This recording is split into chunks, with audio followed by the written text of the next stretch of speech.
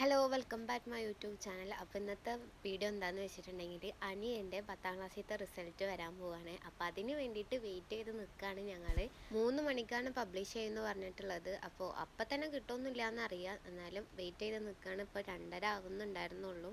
എല്ലാവരും ഭയങ്കര എക്സൈറ്റ്മെൻറ്റിലായിരുന്നു എന്താവുമെന്ന് ആലോചിച്ചിട്ട്.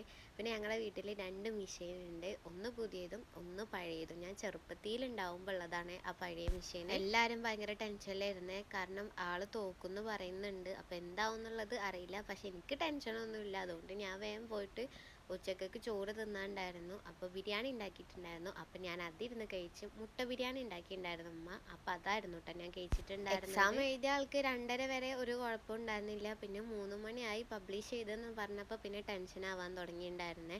എൻ്റെ റിസൾട്ട് ഫസ്റ്റ് നോക്കണ്ട, വേറെ ആരുടെയെങ്കിലും നോക്കുമെന്ന് പറഞ്ഞിട്ടായിരുന്നു ആൾ നടന്നിട്ടുണ്ടായിരുന്നത്. പക്ഷേ സൈറ്റ് ജാം ആകുമ്പോഴത്തേന് ആളെ റിസൾട്ട് നോക്കണമായിരുന്നു. ആൾ നല്ല ടെൻഷൻ ആവാൻ തുടങ്ങി റിസൾട്ട് പബ്ലിഷ് ചെയ്തെന്ന് പറഞ്ഞു. പക്ഷേ സൈറ്റ് കിട്ടിയിട്ടുണ്ടായിരുന്നില്ല നോക്കാൻ വേണ്ടിയിട്ട്. ഓരോരുത്തർ പാസ്സായെന്ന് പറഞ്ഞിട്ട് ഇങ്ങനെ മെസ്സേജ് അയക്കുമ്പോൾ ഇൻ്റെത് ഇപ്പം തന്നെ നോക്കണ്ട, വേറെ ആരുടെയെങ്കിലുമൊക്കെ നോക്കുമെന്ന് പറഞ്ഞിട്ട് നടക്കിയിരുന്ന ആൾ ഓരോരുത്തർക്ക് വിളിച്ച് ചോദിക്കുന്നുണ്ട് ഈ പാസ്സായോ എന്നൊക്കെ ആള്. പക്ഷെ ആളത് നോക്കുന്നുണ്ടായിരുന്നില്ലേ. അങ്ങനെ അവസാനം എൻ്റെ അടുത്ത് വന്നിട്ട് നോക്കാൻ വേണ്ടിയിട്ട് ഇരുന്ന്. പക്ഷെ സൈറ്റ് ജാമായ കാരണം കിട്ടുന്നുണ്ടായിരുന്നില്ല. സൈറ്റിൽ പബ്ലിഷ് ചെയ്തിട്ടില്ല എന്നായിരുന്നു കാണിച്ചിട്ടുണ്ടായിരുന്നത്. വേറെ സൈറ്റൊക്കെ നോക്കിയിട്ടും കിട്ടുന്നുണ്ടായിരുന്നില്ല. അങ്ങനെ കുറച്ച് നേരം ഞങ്ങൾ അവിടെ വെയിറ്റ് ചെയ്ത് നിന്ന്. ഉമ്മയുടെ അവസ്ഥ ആണെങ്കിൽ ഉമ്മാക്ക് ഭയങ്കര ഇതിലും കൂടുതൽ ടെൻഷനായിരുന്നേ. ആളെ മുഖമൊക്കെ മാറാൻ തുടങ്ങിയിട്ടുണ്ടായിരുന്നു. അപ്പോൾ പിന്നെ ഞാൻ എന്താ കാട്ടേണ്ടതെന്ന് എനിക്ക് പിടുത്തമുണ്ടായിരുന്നില്ല. അങ്ങനെ ആളെ റിസൾട്ടൊക്കെ വന്നിട്ടുണ്ടായിരുന്നു. റിസൾട്ട് കുഴപ്പമില്ല എന്ന് പറയാം, അത്യാവശ്യം മാർക്കൊക്കെ ഉണ്ട്.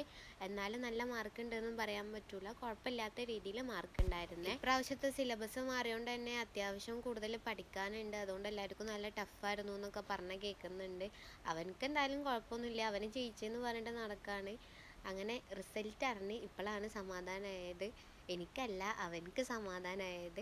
അങ്ങനെ അതൊക്കെ കഴിഞ്ഞതിന് ശേഷം ഞാൻ പോയിട്ട് കിടന്നുറങ്ങി. നമുക്ക് വേറെ പണിയൊന്നുമില്ല. അപ്പം ശരി.